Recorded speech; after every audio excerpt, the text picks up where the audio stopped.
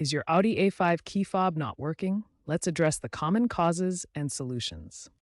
First, the most frequent culprit is a dead battery. The A5 key fob typically uses a CR2032 3-volt lithium coin cell. Replace it by carefully prying open the fob with a flathead screwdriver, swapping the battery, and resealing. Second, synchronization problems can occur.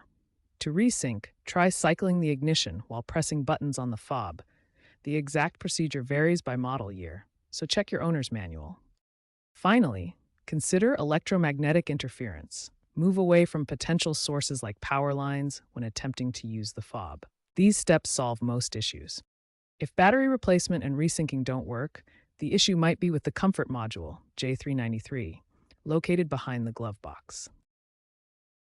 You can attempt a reset using an OBD2 scanner or by disconnecting the car's battery for 10 to 15 minutes. Be aware that improper resets can cause ECU errors, so proceed with caution. If problems persist, seek professional diagnostics at an Audi dealer. Looking ahead, Audi is moving towards digital key systems using smartphones and NFC.